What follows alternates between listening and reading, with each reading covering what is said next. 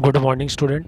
Myself, Kishan Kumar Nirvan from Government Polytechnic College, Chittorgarh, lecturer in Mechanical Engineering Department. आज हम discuss करेंगे numerical problem on based on air conditioning. Okay, तो the barometer pressure is 1.03 बार। तो P total दिया हुआ, barometric pressure का मतलब है आपको टोटल प्रेशर दिया हुआ वो 1.03 bar. The partial pressure of air is 1 bar. तो आपका जो एयर है, ड्राई एयर है, उसका पार्शियल प्रेशर यानी कि पी ए आपको दिया हुआ है 1 bar. And saturation partial pressure of water vapour at same DBT is 0.05 bar. ठीक है, तो the RH H will be relative humidity की वैल्यू हमें फाइंड आउट करने के लिए बोला है। तो पी टोटल हमें दिया हुआ 1.03 बार, पी ए दिया हुआ है हमें 1 बार, और सेम डीबीटी का बोला है इसमें कि पार्शियल प्रेशर और water vapour eight set DBT is 0.05 बार। तो सेम डीबीटी का मतलब पीवीएस की वैल्यू हमें दी हुई है 0.05 बार। तो 5 इक्वल टू होता है पीवी अपॉन पीवीएस। तो पीवी की वैल्यू कितनी है यहाँ पे? पीवी की वैल्यू होगी P total minus P air. P total है यहाँ पे 1.03। पी टोटल की वैल्यू कितनी है यहाँ पे? पी टोटल की वैल्यू है 1.03 और पी ए की वैल्यू 1 दी हुई है। पी वी की वैल्यू हम यहाँ से फाइंड आउट करेंगे तो हमारे पास पी वी की वैल्यू आती है 0.03 बार। और अब हम देखते हैं कि 5 इक्वल टू होता है P V upon P V S. तो 5 होगा 0.03 अपॉन 0.05। तो 5 की वैल्यू आती है हमारे पास 60%। ओके, 60%।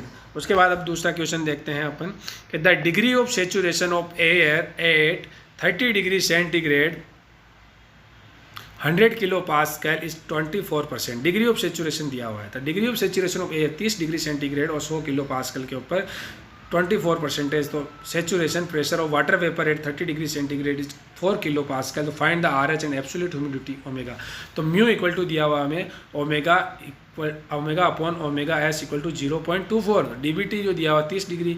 तो पी टोटल हमें दिया हुआ 100 किलो पास्कल, दैट्स मीन 1 बार, और पी वी एस दिया हुआ 4 किलो पास्कल यानी 0.04 बार। ओके, एक बार में कितना पास्कल होता है? 100। एक बार में 100 किलो पास्कल होते हैं। ओके, तो हम इस तरीके से पीटी और पीवीएस की वैल्यू हमने फाइंड आउट की। तो 5 इक्वल टू होता है पीवी अपॉन पीवीएस। तो 5 की वैल्यू, पीवी की वैल्यू हमारे पास है नहीं, लेकिन पीवीएस की वैल्यू है। म्यू इक्वल टू होता है ओमेगा अपॉन ओमेगा एस। तो omega S equal to 0.622 into PVS upon P total minus PVS. तो इसमें पीवीएस की वैल्यू हमारे पास फाइंड आउट है, तो ओमेगा एस की वैल्यू हम इसमें से फाइंड आउट कर सकते हैं। पीवीएस की वैल्यू हमारे पास है, पी टोटल की वैल्यू दी हुई है, पीवीएस तो हमारे पास ओमेगा की एस की वैल्यू फाइंड आउट हो जाती है। तो हम देखते हैं कि 0.24 ओमेगा अपन ओमेगा एस की वैल्यू हमने यहाँ पे फाइंड आउट की है जो है 0.02591। तो ओमेगा की वैल्यू हमें फाइंड आउट होती है 0.00621 kilogram kg of water vapour of kg of dry air. तो इसी ओमेगा को हम लिख सकते हैं P omega equal to 0.622 P V upon 1 minus P V, तो 0.0621। तो इससे हम पी वी की वैल्यू फाइंड आउट कर सकते हैं।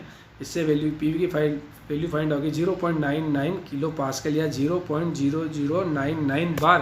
तो 5 इक्वल टू होता है P V upon P V S. तो पी वी की वैल्यू हमने यहाँ से फाइंड आउट की है। तो P V upon P V S तो हमारे पास आती है वैल्यू 24.75%। तो इस तरीके से हम देखते हैं कि ये न्यूमेरिकल प्रॉब्लम्स। अब देखते हैं development of the psychrometric chart कि एक साइकोमेट्रिक चार्ट जो है किस तरीके से डेवलप किया गया। तो as per the Gibbs phase rule जो है इस फॉर्मूले के तहत दिया जाता है P plus F equal to C plus to.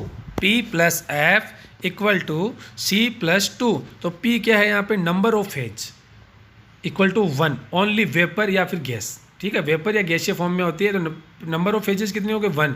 F होता है डिग्री ऑफ फ्रीडम। सी होता है number of component 2। Number of component यहाँ पर 2 है। ओके, क्योंकि मॉइस्ट एयर भी ड्राई एयर भी है, दोनों ही हैं। तो 1 प्लस एफ 2 प्लस 2 यानी एफ इक्वल टू 3। तो मॉइस्ट एयर की जो डिग्री ऑफ फ्रीडम है वो 3 होती है। तो ये आपके डायरेक्ट न्यूमेरिकल में अगर क्वेश्चन पूछा जाए कि मॉइस्ट एयर की जो डिग्री ऑफ फ्रीडम है वो कितनी होती है, तो 3 होती है। ओके, तो the psychrometric chart as be drawn for particular atmospheric pressure. हम क्या किसी एक पर्टिकुलर एटमॉस्फेरिक प्रेशर यानी एक एटमॉस्फेरिक प्रेशर को कांस्टेंट मानते हुए हम इस चार्ट को ड्रॉ करते हैं, इसीलिए हमारी जो डिग्री ऑफ फ्रीडम है 3 से घट करके क्या रह जाती है 2। तो जब हम साइक्रोमेट्रिक चार्ट बनाते हैं तो उसमें कांस्टेंट प्रेशर के ऊपर बनी जाती है एटमॉस्फेरिक प्रेशर पे, इसीलिए हमारी डिग्री ऑफ फ्रीडम जो है वो 3 से घट के 2 हो जाती है। ओके, तो इस तरीके से हम देखते हैं कि TS2 के ऊपर PV1, PV2, PV3 इस तरीके से हमारे पास डायग्राम। तो हमारे पास जो मेन या तो सेचुरेटेड कंडीशन में होता है, तो हमारे पास जो एरिया ये वाला एरिया ही इम्पोर्टेंट होता है इनकी मॉइस्ट एयर की स्टडी के लिए। ओके, क्योंकि उसमें लिक्विड पार्टिकल नहीं होते, वेपर या सेचुरेटेड कंडीशन में ही होती है। तो from the figure it can be observe that the increase in the PV to the corresponding saturation temperature, जैसे जैसे कोरेस्पॉन्डिंग सेचुरेशन टेम्परेचर इंक्रीज होता है, PV ऑल्सो इंक्रीजिंग। तो if these saturation value are plotted on the PV and T तो diagram then we have the figure.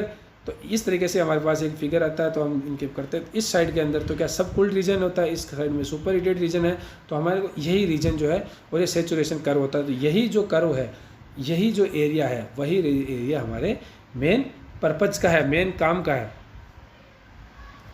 Okay, तो we know that in the region second the actual temperature is greater than the saturation temperature corresponding to dead pressure, therefore region second is a superheated region and also known that water vapor is air exist in superheated region. Pressure of the force region second superheated region and also known that the water vapor in the air exists in superheated region and the region second is the interested in air conditioning। तो हमारा main of interest किस में होता है, reason second में, air conditioning के लिए calculation. तो therefore the original psychrometric chart is shown in the figure इस रूप में। तो हमारे पास देखते हैं, तो इस डायरेक्शन में PV और इस डायरेक्शन में आपके ड्राई बल्ब टेम्परेचर, और ये हमारा मेन, क्योंकि ये रीजन हमारे काम का है, तो इसी रीजन के ऊपर हम कैलकुलेशन देखते हैं। 5 = 100% सुपर हीटेड रीजन।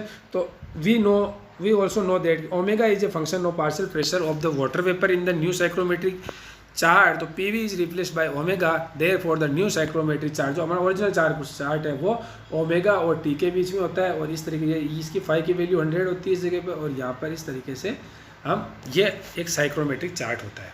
तो साइक्रोमेट्रिक चार्ट किस तरीके से डेवलप हुआ वो हमने देखा।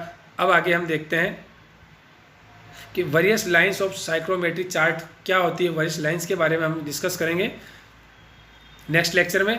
तो इसका किस तरीके से इसका निर्माण हुआ वो अपन ने देखा कि सबसे पहले गिब्स फेज रूल के अकॉर्डिंग हमने देखा इसकी डिग्री ऑफ फ्रीडम 3 होती है, लेकिन हम कांस्टेंट प्रेशर पे इसको ड्रॉ करते हैं, इसीलिए हमने देखा कि इसकी जो डिग्री ऑफ फ्रीडम घट करके कितनी हो जाती है, 2 हो जाती है। उसके बाद हमने देखा कि T और PV के रेस्पेक्ट में हमने एक ग्राफ प्लॉट किया, और उसमें हमने देखा एक सब कूल्ड रीजन था, एक सुपर हीटेड रीजन था, एक सेचुरेटेड लाइंस थी। तो हमने क्या कि हमारा मेन जो इंटरेस्ट होता है एयर कंडीशनिंग वो सुपर हीटेड रीजन में होता है, क्योंकि वाटर वेपर जो हमें मॉइस्ट एयर है वो वेपर फॉर्म में होती है, तो इसीलिए हम सेकेंड रीजन को बनाते हैं। फिर हमने देखा कि जो पार्शियल प्रेशर और T के बीच में वो ग्राफ था, तो हमने देखा कि जो ओमेगा है पार्शियल प्रेशर क्या एक फंक्शन होता है, जो हमने लास्ट लेक्चर्स में शो भी किया था।